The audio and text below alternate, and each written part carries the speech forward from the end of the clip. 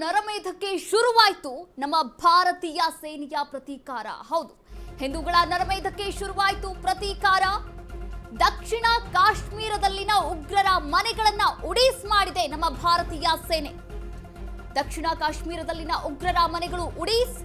ಉಗ್ರ ಆಸಿಫ್ ಮತ್ತು ಆದಿಲ್ ನಿವಾಸಗಳನ್ನ ಧ್ವಂಸ ಮಾಡಲಾಗಿದೆ. ಪಹಲ್ಗಾಮ್ ದಾಳಿಯಲ್ಲಿ ಭಾಗಿಯಾಗಿದ್ರು ಇಬ್ಬರು ಉಗ್ರರ ಮನೆಗಳನ್ನ ಧ್ವಂಸ ಮಾಡಿದೆ ನಮ್ಮ ಭಾರತೀಯ ಸೇನೆ. ಹಿಂದೂಗಳ ನರಮೇಧಕ್ಕೆ ಪ್ರತೀಕಾರ ಈಗಾಗಲೇ ಶುರುವಾಗಿದೆ. ದಕ್ಷಿಣ ಕಾಶ್ಮೀರದಲ್ಲಿ ಈಗಾಗಲೇ ಉಗ್ರರ ಮನೆಗಳನ್ನ ಉಡೀಸ್ ಮಾಡಿದೆ. ಉಗ್ರ ಆಸಿಫ್ ಮತ್ತು ಆದಿಲ್ ಇವರಿಬ್ಬರ ನಿವಾಸಗಳನ್ನ ಧ್ವಂಸ ಮಾಡಲಾಗಿದೆ. ಎಸ್, ನೀವು ಕೂಡ ದೃಶ್ಯಾವಳಿಗಳಲ್ಲಿ ಗಮನಿಸಬಹುದಾಗಿದೆ. ಇನ್ನು ಹಿಂದೂಗಳ ನರಮೇಧಕ್ಕೆ ಪ್ರತೀಕಾರ ಈಗಾಗಲೇ ಶುರುವಾಗಿದೆ. ಒಬ್ಬರಲ್ಲ ಇಬ್ಬರಲ್ಲ 28 ಮಂದಿ ಈ ಪಹಲ್ಗಾಮ್ನಲ್ಲಿ ಉಗ್ರರ ದಾಳಿಗೆ ಬಲಿಯಾಗಿರುವಂತಹ ಹಿಂದೂಗಳು.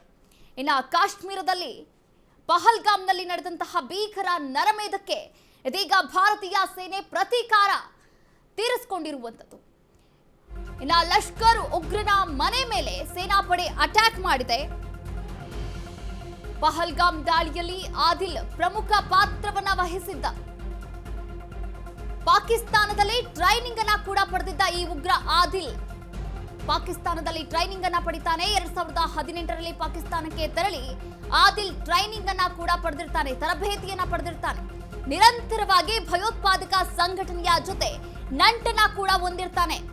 ಈ ಆದಿಲ್ ಉಗ್ರರ ನೆಲೆಗಳನ್ನ ಗುರುತಿಸಿ ಸೇನೆ ಅಟ್ಯಾಕ್ ಮಾಡಿದೆ. ಇನ್ನ ಲಷ್ಕರ್ ಉಗ್ರರ ಮನೆ ಮೇಲೆ ಸೇನಾಪಡೆ ಅಟ್ಯಾಕ್ ಮಾಡಿದ್ದಾರೆ.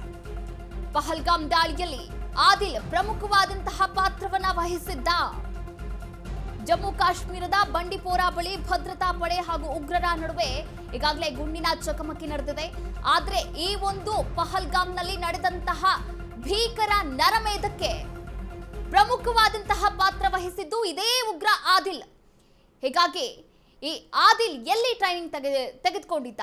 2018ರಲ್ಲಿ ಪಾಕಿಸ್ತಾನಕ್ಕೆ ತೆರಳಿದ್ದ. ನಿರಂತರವಾಗಿ ಭಯೋತ್ಪಾದಕ ಸಂಘಟನೆಯಲ್ಲಿ ತೊಡಗಿಕೊಂಡಿದ್ದ. ಹೀಗಾಗಿ ಉಗ್ರರ ನೆಲೆಗಳು ಎಲ್ಲಿದೆ ಅದನ್ನ ಗುರುತಿಸಿ ನಮ್ಮ ಭಾರತೀಯ ಸೇನೆ ಅಟ್ಯಾಕ್ ಮಾಡಿರುವಂಥದ್ದು. ಲಷ್ಕರ್ ಉಗ್ರರ ಮನೆ ಮೇಲೆ ಅಟ್ಯಾಕ್ ಮಾಡಿದೆ. ನೀವು ಕೂಡ ದೃಶ್ಯಾವಳಿಗಳಲ್ಲಿ ಗಮನಿಸಬಹುದಾಗಿದೆ.